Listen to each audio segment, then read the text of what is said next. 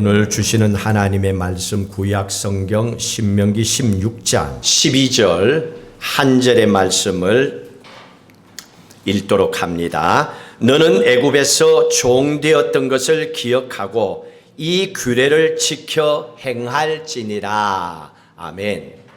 이스라엘 백성들이 애굽의 종살이를 430년 노예살이를 했습니다. 히브리 백성들이.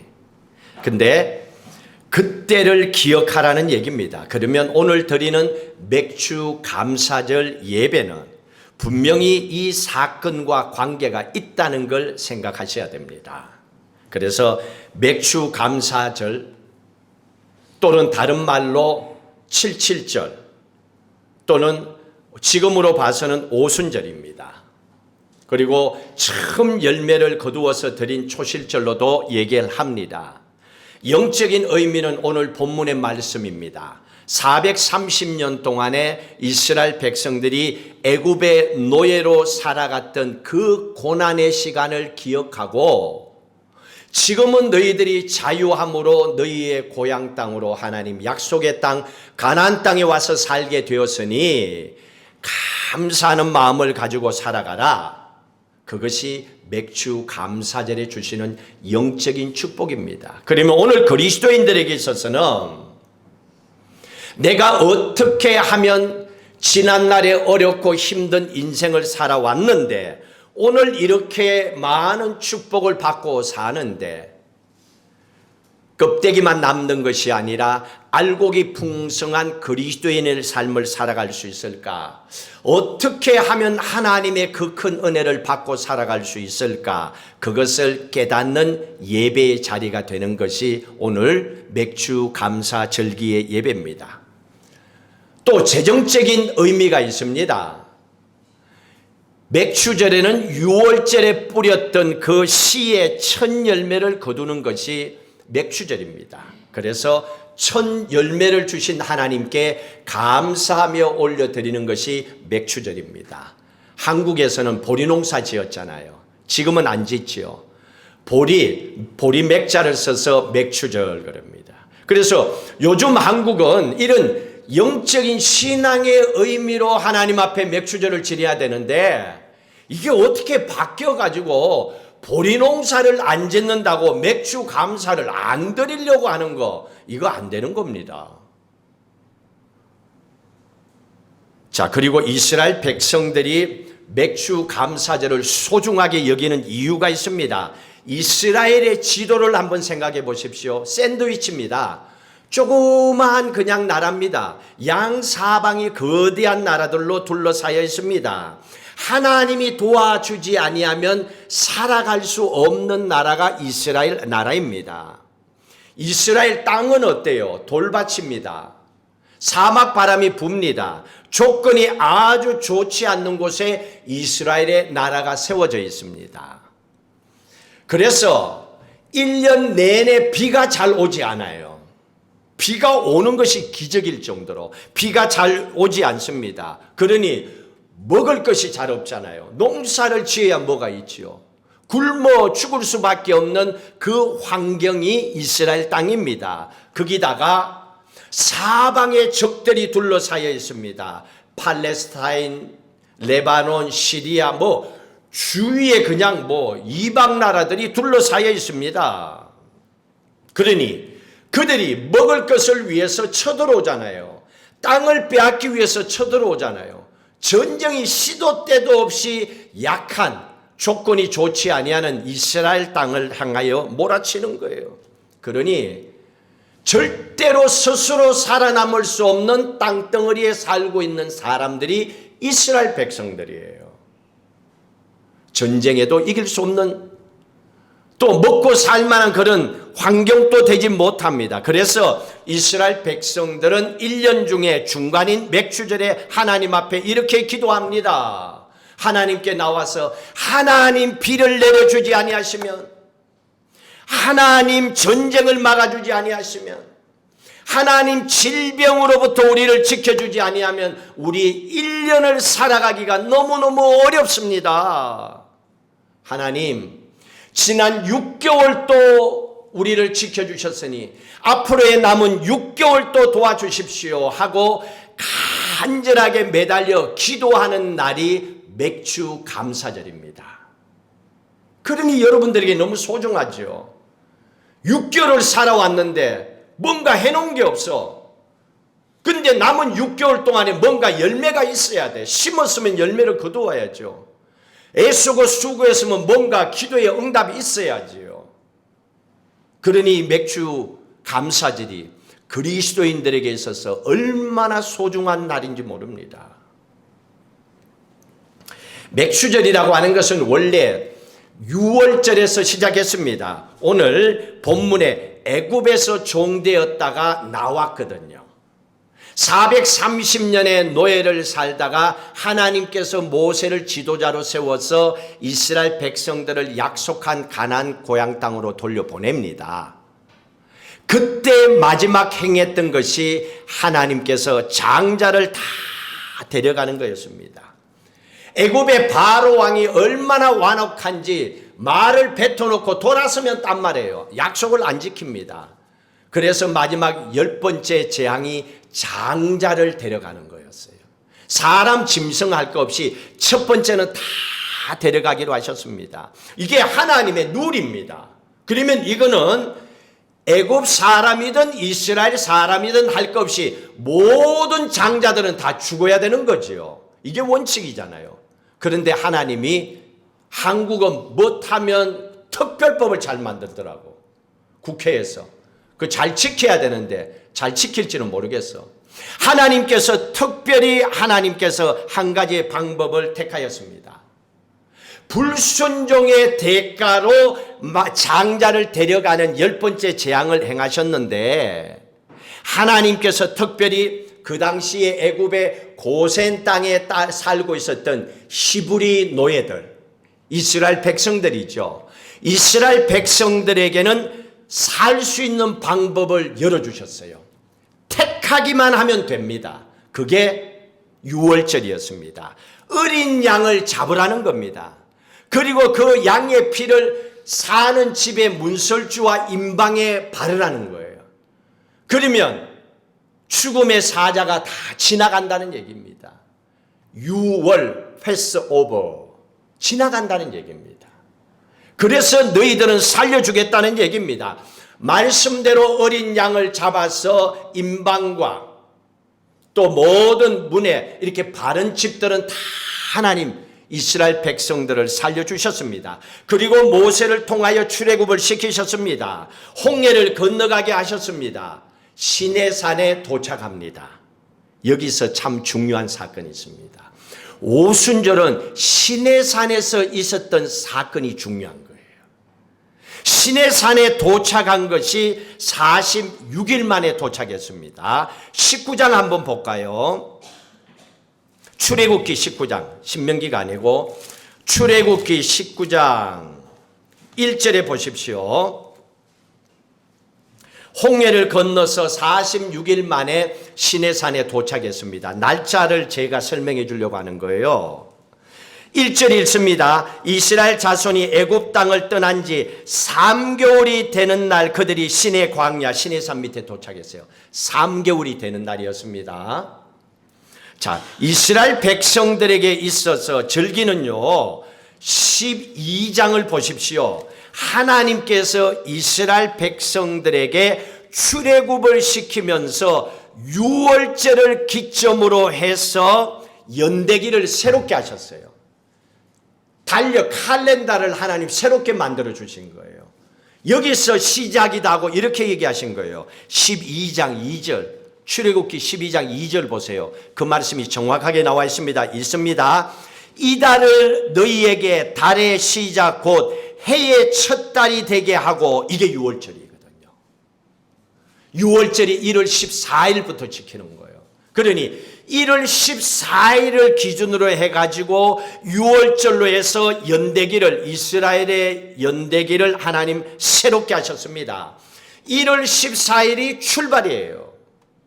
그러면 1월 14일에 출발했다면 히브리의 달력이 한 달이 30일로 정하면 1월 14일이면 1월 30일까지면 며칠이 남았어요? 16일이 남았죠. 그러면 16일, 2월달 한 달이면 30일. 그러면 더하면 얼마예요? 46일이죠. 그래서 3달째 된다는 것은 46일째에 6월절 출애굽해갖고 46일째에 시내산 밑에 도착했다는 겁니다. 시내산 밑에 도착했는데 그 다음에 또 보셔야 됩니다. 출애굽기 19장 11절, 제가 맥추절을 지금 설명하려고 하는 겁니다. 출애굽기 19장 11절, 46일로 끝나지 아니하고 또 하나님이 뭔가를 얘기합니다. 11절 같이 읽습니다. 준비하게 하여 셋째 날을 기다리게 하라. 이는 셋째 날에 나 여호와가 온 백성의 목전에서 시내산에 강림할 것임이니라.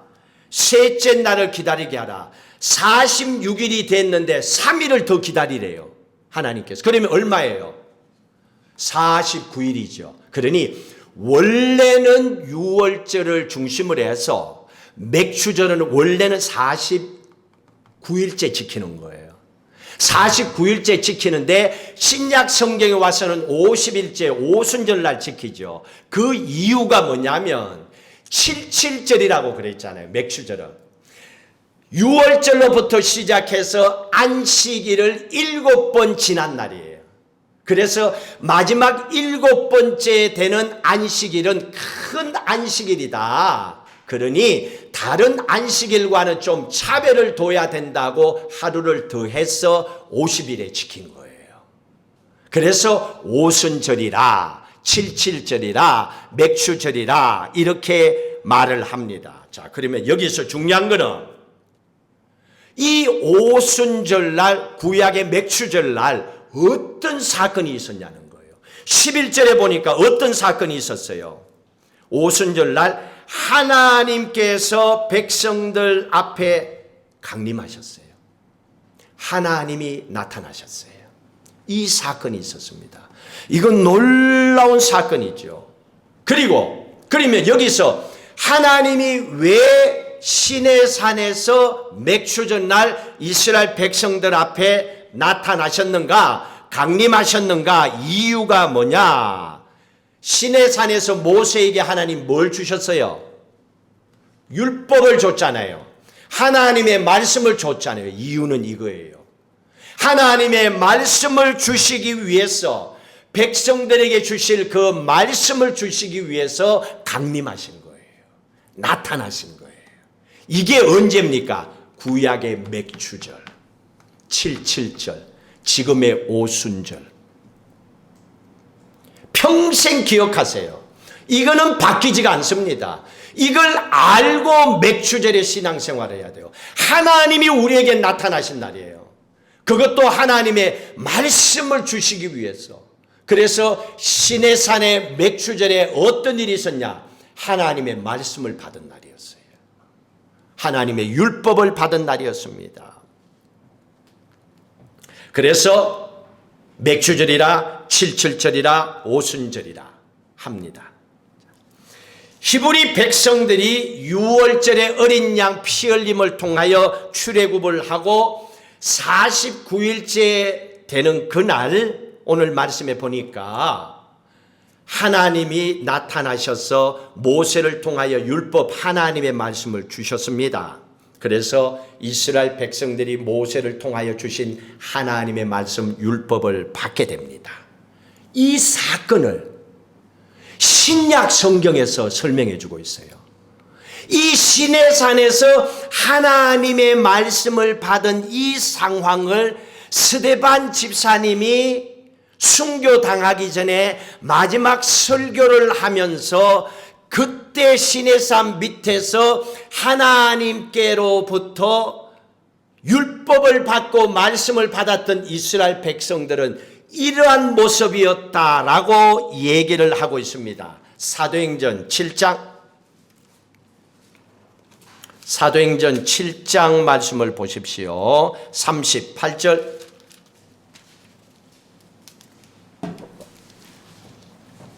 7장은 스데반 집사님이 순교당하기 전에 했던 마지막 설교입니다. 이 설교 가운데 이렇게 얘기합니다. 38절 읽습니다. 시내산에 말하던 그 천사와 우리 조상들과 함께 광야 교회에 있었고 또 살아있는 말씀을 받아 우리에게 주던 자가 이 사람이라. 너무나 잘 설명해 주고 있습니다. 방금 전에 제가 설명했기 때문에 이해를 하셨어요. 시내산에서 말하던 그 천사와 우리 조상들과 함께 뭐라고 얘기했냐면, 시내산에서 하나님의 말씀을 받은 히브리 공동체가 어떤 모습이었냐. 먼 훗날에 신약의 성도들이 바라볼 때는 그 구약의 시내산의 사건을 광야 교회라고 표현하고 있는 거예요.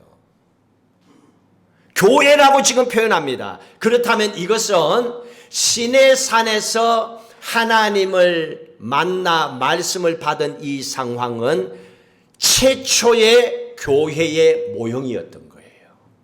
이게 교회입니다. 그러면 오늘날 교회가 뭘 해야 되는지를 가르쳐 주는 거예요. 첫 번째 교회의 모형이 이겁니다. 광야 교회가 구약에서 시작한 날로서 맥수절, 77절, 오순절 이렇게 지켰던 겁니다. 이게 맥수절이에요. 오늘 드리는 이 맥수절입니다. 자, 그러면 여기에서는 광야 교회가 첫 번째 교회의 모형이라고 그랬습니다. 여러분, 모형이라고 하는 얘기가 다른 말로 하면 뭡니까? 그림자잖아요. 그림자. 실체가 아니에요.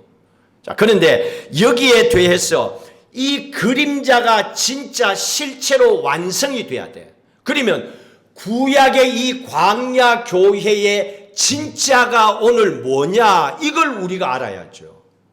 그거를 사도 바울을 통하여 하나님 말씀합니다. 골로새서 2장을 보십시오. 골로새서 2장.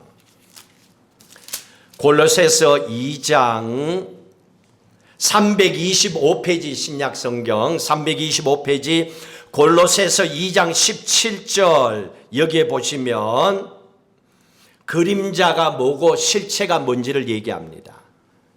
그러니 그 광야 교회에서의 가장 진짜 본질이 뭔지, 오늘날 교회의 본질이 뭔지 이걸 얘기합니다. 17절 읽습니다. 이것들은 장래 일의 그림자이나 몸은 그리스도의 크시니라 그랬습니다.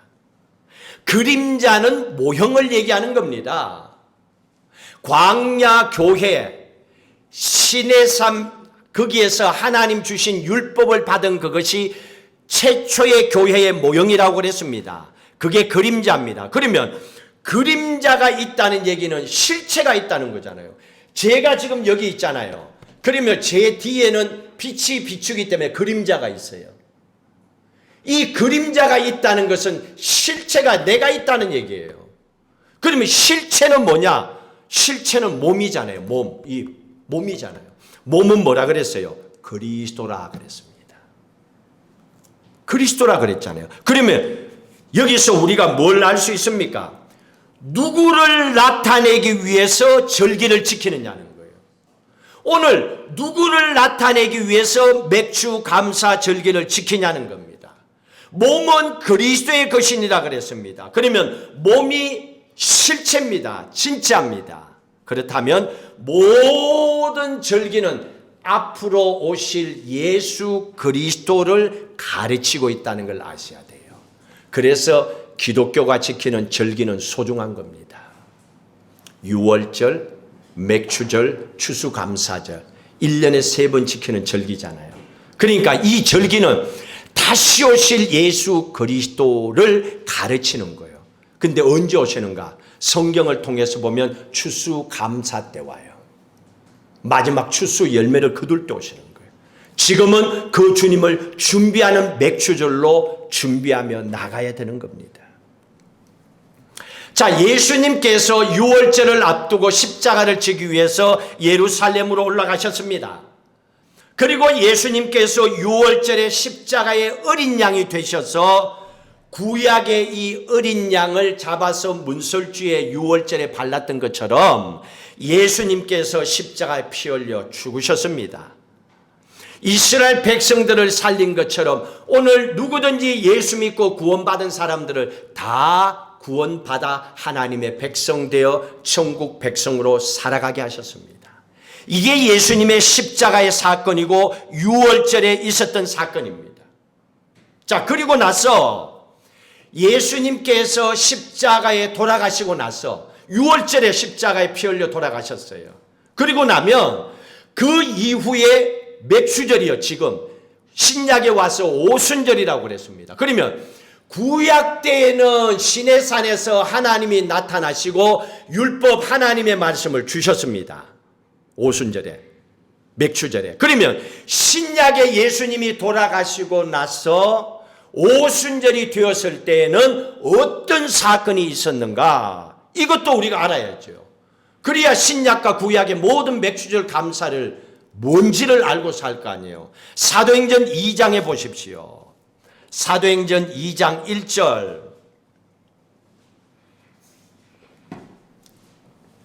같이 읽습니다.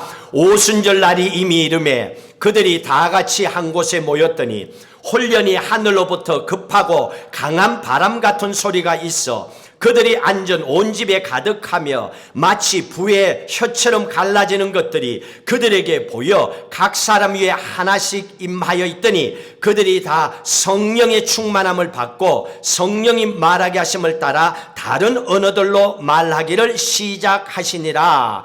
강한 바람 같은 역사가 불같이 나타났다. 성령께서 임하신 거예요.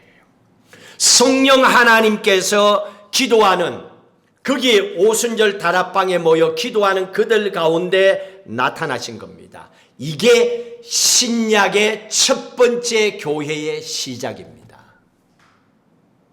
구약의 첫 번째 교회의 시작은 어디였다고요? 시내산입니다.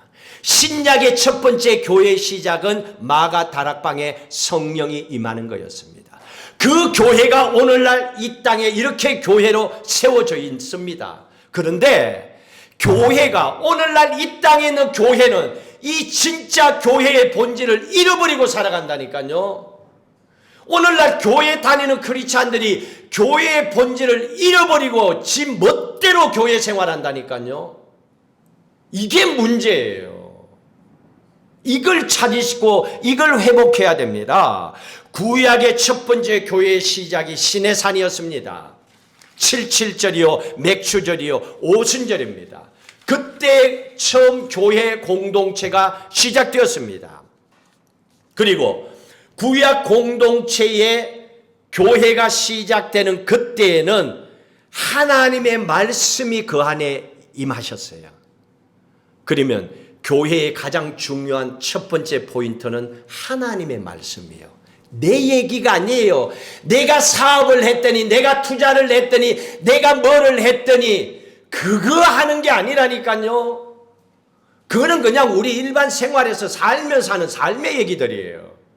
교회의 본질은 하나님의 말씀이 시내산에 임한 거예요. 그러면 여러분들이 교회에 나와서 예배 드리려면 하나님의 말씀을 듣기 위해서 달려와야 되는 거예요. 하나님의 말씀으로 내 인생을 change mind 해야 되는 거예요. 하나님의 말씀이 그 가운데 임했습니다. 오늘 신약의 마가의 다락방에서 교회가 처음 시작됐을 때 신약 교회 공동체 위에는 뭐가 임하셨다 그랬어요? 성령 하나님이 임하셨잖아요. 성령이 임하셨잖아요. 그러면 결론을 지어야죠. 교회 공동체, 교회의 기둥은 두 개입니다. 첫 번째는 뭐요? 하나님의 말씀. 두 번째로는 성령의 인도하심을 따라 말씀을 가르치고 깨닫게 하시고 살게 하시는 거. 이게 중요한 거예요. 이게 기둥이에요. 근데 여기 왜 딴 게 들어가요? 위대하고 능력 많은 목사님이 왜 들어가? 종들인데, 그냥 말씀을 대언할 뿐인데 왜 거기에 큰 교회 건물이 들어가요? 왜 헌금이 미어터지게 많다? 왜 그런 게 들어가요? 우리 교회는 뭐 잘나고 똑똑하고 뭐 정치인이고 막 대단한 사람들 그런 게 왜 들어가요? 그건 다 부수적인 거라니까요. 그게 교회의 모습이 아니라니까요. 교회의 두 기둥은 하나님의 말씀이요, 이 하나님의 말씀으로 인도하시고 가르쳐 주시고 깨닫게 하시고 그 삶을 살아가도록. 그래서 결국은 나도 말씀대로 살았더니 이렇게 해주셨구나 하고 간증하는 삶을 살아가도록 하는 거예요.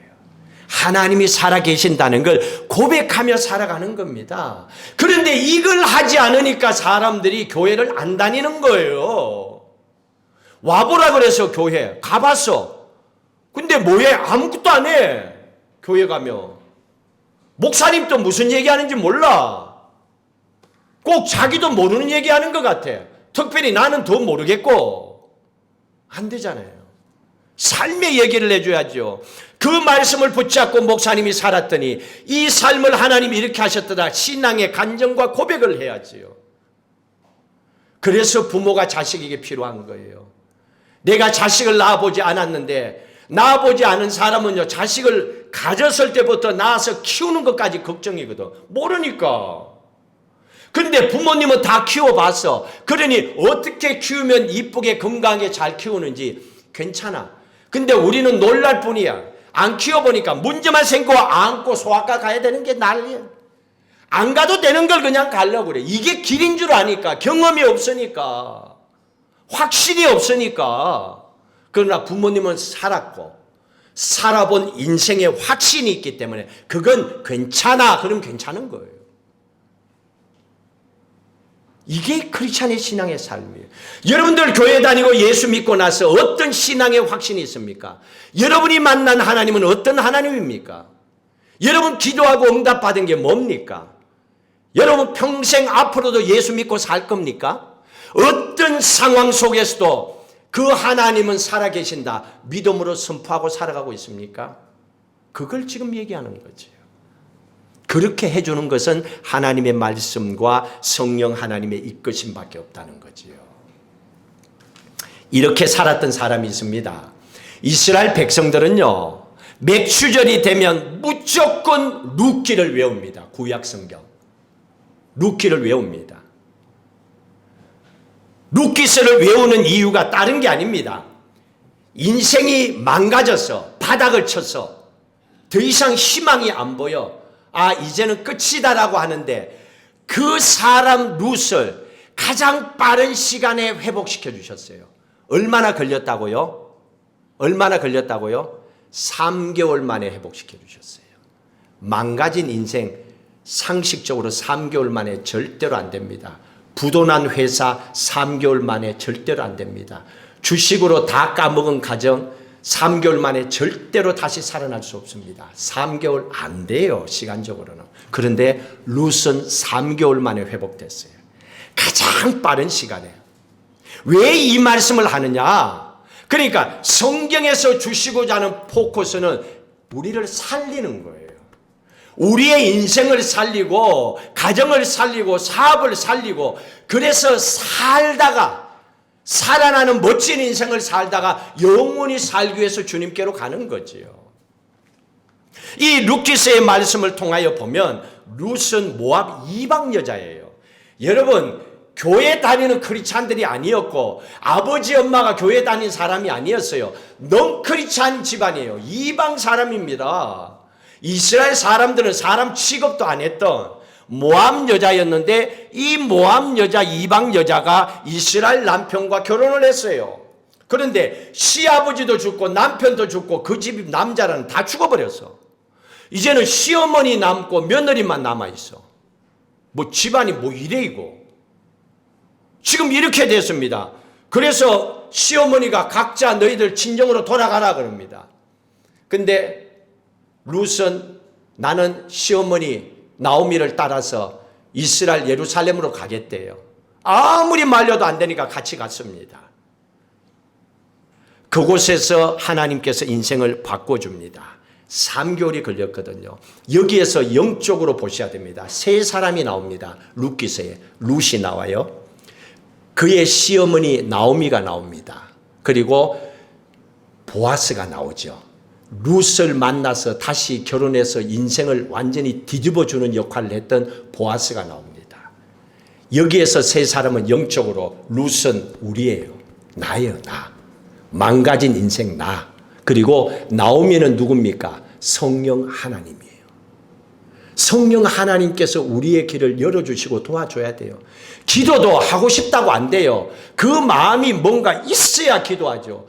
교회도 나오고 싶다고 해서 되는 게 아니라니까요. 뭔가 나오도록 뭔가가 돼야 나와지지요.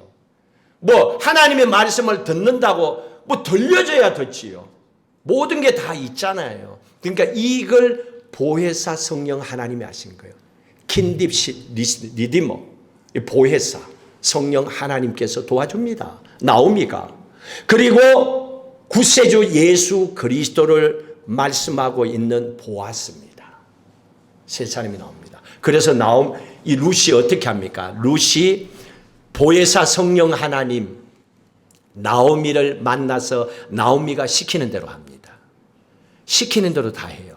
그리고 예수 그리스도, 구세주 예수 그리스도를 만납니다. 나오미의 역할 때문에 만나는 거예요. 성령의 도우심으로 예수 그리스도를 만납니다. 보아스를 만나서 보아스가 룻이 가지고 있는 집안의 모든 빚을 다 갚아줍니다. 그리고 기업 물을 자라고 거기에 나와 있습니다. 킨십 리디머, 기업 물을 자가 되어줍니다. 다시 말하면 너의 죄값을 내가 대신 치러준다. 그리고 십자가에 죽으셨어요. 너의 사업이 힘들고 어렵지. 기적 같은 길을 내가 열어줄게. 내가 어떻게 준비된 사람을 붙여서 내가 네 사업을 다시 일으켜 줄게. 너 직장 지금 다쳤어? 내가 사람과 회사를 붙여서 너의 그 직장도 내가 다시 열어주겠어. 하고 하나님께서 보혜사 역할을 하는 모든 사람들을 붙이고 일을 붙입니다. 그리고 하나님께서 대신 그 값을 다 치러주는 거예요. 그리고 나서 3개월 만에 결혼을 해서 인생이 회복됩니다. 왜? 기업 물을 자가 되어서 다 갚아줬으니까. 그리고 인생이 다시 살아나게 됩니다. 3개월 만에 해결된 것이 룻기서입니다. 그런데 이 룻기서는요, 특징이 있습니다. 여러분 구약 성경 룻기 한번 볼래요? 룻기서 말씀을 한번 보십시다. 룻기서에 보면요, 각 장마다 보리 맥추절을 얘기합니다. 다시 말하면 이 맥추절이라고 하는 것이 얼마나 중요한지 얘기합니다. 끝날 때마다 이때가 맥추절이다, 이때가 맥추절이다. 이 얘기는 뭡니까? 하나님 지금까지도 도와주셨으니 앞으로 내 인생도 하나님 도와주세요, 하나님 도와주세요. 그렇게 기도했다는 거예요. 포기하지 않고. 룻이 그랬다는 거예요. 자, 1장 보십시오. 1장 22절 읽습니다. 나오미가 모압 지방에서 그의 며느리 모압 여인 룻과 함께 돌아왔을 때 그들이 보리 추수 시작할 때 베들레헴에, 보리 추수 때 도착했잖아요. 보리하고 또 연결되잖아요. 하나님 살려주세요 그럽니다.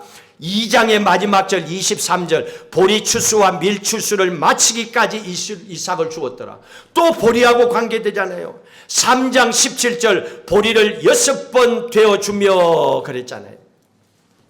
하나님 앞에 기도하는 거예요. 하나님 앞에 추수할 때에 룻이 기도하는 겁니다. 하나님, 인생의 바닥을 기고 있는 나입니다. 나 하나님, 이 맥수절에 주셨던 하나님의 은혜의 말씀을 내게 부어주시고 성령의 능력을 내게 부어주셔서 하나님 내 인생도 변화되어 잔치하는 인생, 축복받고 사는 인생이 되게 해주십시오 하고 기도했던 겁니다.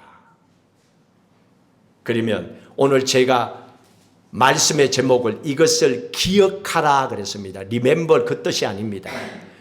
영어가 아니고 이거는 히브리어이기 때문에 기억하라 그랬습니다.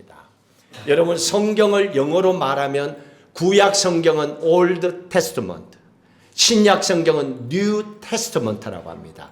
테스터먼트는 결혼할 때 내하고 선서 테스터모니에서 나왔습니다. 선서한다는 겁니다. 근데 이것만 있는 게 아니에요. 이 테스터모니 단어 속에는 간정이라고 하는 뜻이 포함되어 있습니다. 간정이 뭡니까? 내가 이렇게 살았더니 이렇게 되었더라 하고 자기의 삶을 나누고 고백하는 게 간정입니다. 간정은 거짓말이 없어요. 그 간정을 여기에서 얘기해 주고 있습니다. 그런데 여기에서 중요한 것은 기억하라 하는 이 말은 간정하라 하는 이 말입니다. 그 간정을 하도록 하나님 앞에 기도하라 하는 이 말입니다. 어떻게? 하나님, 오늘 룻기스에 룻을 3개월 만에 회복 주셨던 하나님, 나도 회복시켜 주십시오 하고 기도하라는 겁니다. 그리고 그 기도 응답을 받고 나도 간정하라는 겁니다. 선포하라는 겁니다. 그러려면 나도 그 축복을 받아야 할 게 있지. 그렇게 하라는 겁니다. 그러니 성경에서 주시는 말씀은 룻만 받는 인생이 아니고 나도 그 말씀대로 기도하고 받고 누리라는 얘기입니다. 그래서 맥추절 때마다 이스라엘 백성들은 지금도 룻기서를 반복해서 전하고 있습니다.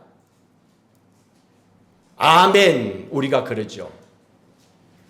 그리고 여기에서 간정, 기억하다 하는 이 말은 do it again입니다. 아멘, do it again. 하나님 그 말씀이 그대로 내게도 이루어지기를 원합니다. 지금 새롭게 나를 통하여도 하나님 역사하여 주십시오 하고 부르짖는 겁니다. 그래서 간정이라고 하는 히브리 말이 자카르입니다. 자카르라고 이 단어 속에는 간정한다, 선포한다, 이 단어가 같이 포함되어 있습니다.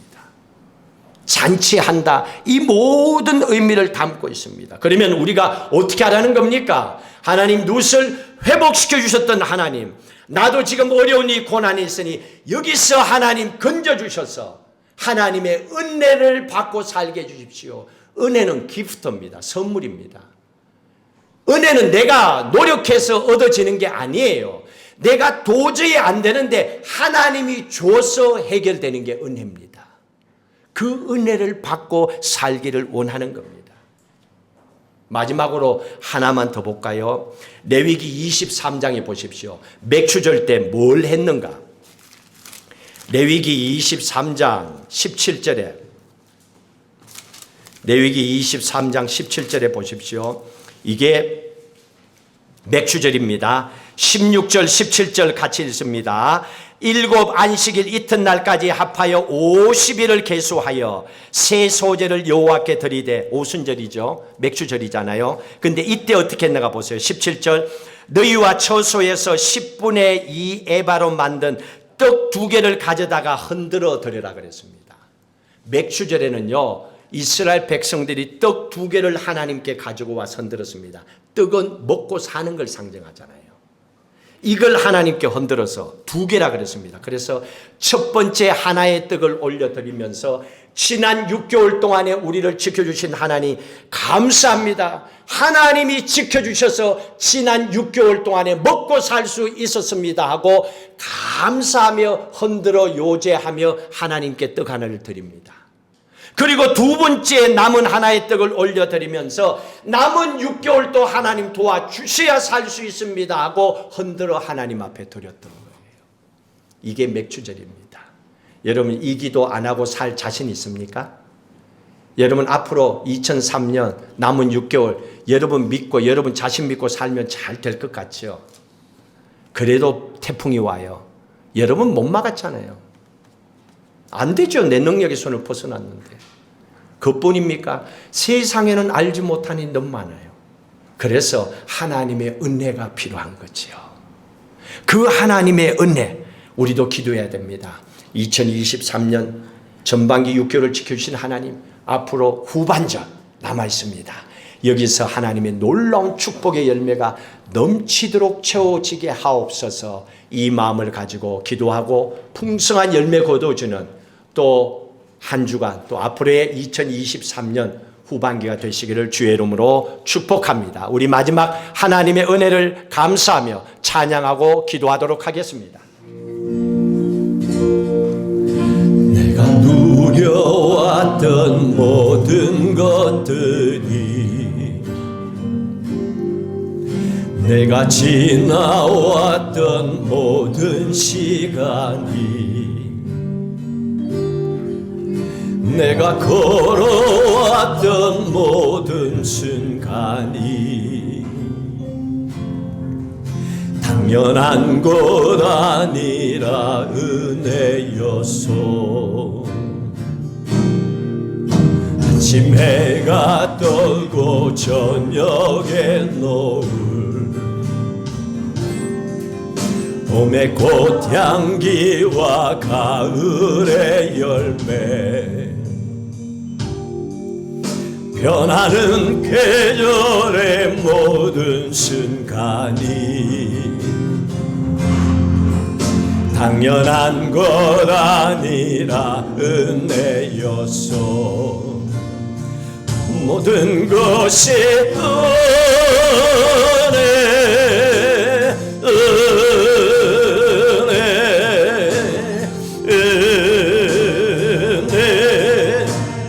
하늘에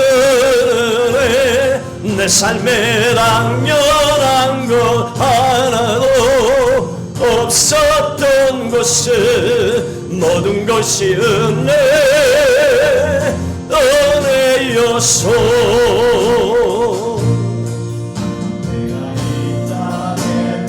연하 사는 것, 어린 나이 시절과 지금까지 숨을 쉬며 살며 꿈을 꾸는 삶, 당연한 것 아니라 은혜였소. 내가 하나님의 자녀로 살며 오늘 찬양하고 예배하는 삶, 복음을 전할 수 있는 축복이 당연한 것 아니라 은혜였소. 모든 것이 은혜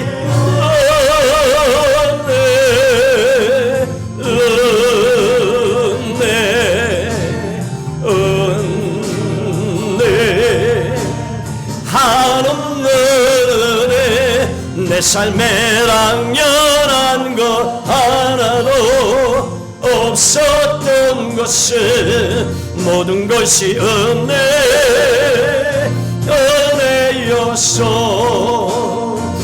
모든 것이 은혜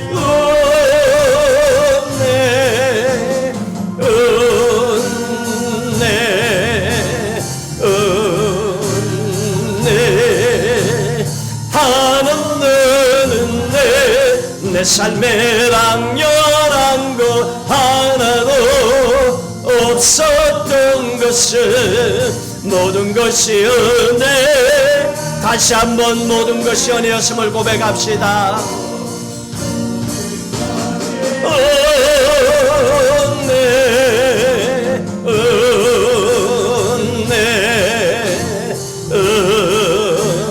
은혜 하나는 내 삶에 당연한 것 하나도 없었던 것을 모든 것이 은혜였소. 우리 함께 결단하고 기도하십시다. 오늘은 우리의 인생의 한 해의 터닝 포인트입니다. 지난 6개월 살아온 모든 것을 감사하는 시간이요, 남은 6개월도 하나님 지키고 축복해 달라고 간구하고 부르짖는 날입니다. 감사를 하나님께 올려드리십시오. 감사하는 마음을 잃어버리지 마십시오. 그리고 부르짖고 간구하는 소원하는 마음을 가지시고 이 해가 다하는 그날까지 우리의 삶에 풍성한 열매가 거두어지도록 기도하는 삶의 자리에 서 있으십시오. 그리고 여러분 각자의 가정과 일터와 삶 속에서 건강하게 하나님의 기쁨을 감당할 수 있는 우리의 가족들 일터와 삶이 되도록 또 믿음의 삶이 되도록 주님 우리와 함께 주옵소서. 간절한 마음을 합심해서 기도하도록 합니다. 할렐루야. 하나님 아버지여 감사합니다. 우리에게도 소원하는 마음을 부어주시고 지난 6개월 동안에 건강하게 붙잡아 주시고 일터와 사업을 통하여 일용할 양식과 물질의 축복을 도와여 주시고 자녀들이 건강하고 지혜롭게 잘 자라가게 하시고 부모로서 자녀들을 양육하고 돌보고 또한 부부가 서로 사랑하고 축복하고 일터와 사업을 감당하게 하시는 은혜 감사합니다. 믿음 생활 잘하게 하시고 물질의 축복으로 받아 하나님께 의심 봉사하고 찬양하고 기도하고 물질로도 섬기고 하나님 대접하게 하심을 감사합니다. 하나님 아버지여 이렇게 6개월을 응가하게 살아오게 하신 하나님, 앞으로 6개월의 시간 동안 하나님 지키시고 도와주옵소서. 우리의 가정과 일터와 사업을 지키시고 스라의 자녀와 가족을 지키시고 성령의 충만 은혜 가운데 믿음과 기도의 자리에서 응답하시고 축복해 주옵소서. 세상을 살리는 귀한 믿음의 삶을 감당하는 우리의 삶이 되도록 도와주옵소서. 우리의 가정에 주신 축복의 열매가 풍성하게 넘쳐나도록 복의 복을 도와여 주옵소서. 건강의 복도 물질의 복도 항상 넘쳐나도록 하늘의 평화가 넘쳐나게 하여 주시옵소서.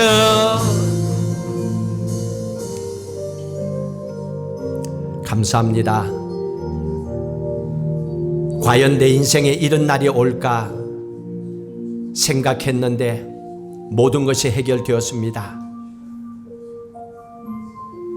직장도 해결되고 사업도 열려지고 결혼도 하고 자녀들도 얻고 가족과 함께 화목한 삶을 더불어 살아가고 또 하나님 좋은 교회 만나 믿음으로 기도하고 신앙생활하게 해주시고 또 누군가의 연약한 자를 위하여 중보하고 기도하고 가진 것을 나누며 흘려보내게 하시니 모든 것이 은혜요 감사임을 고백합니다.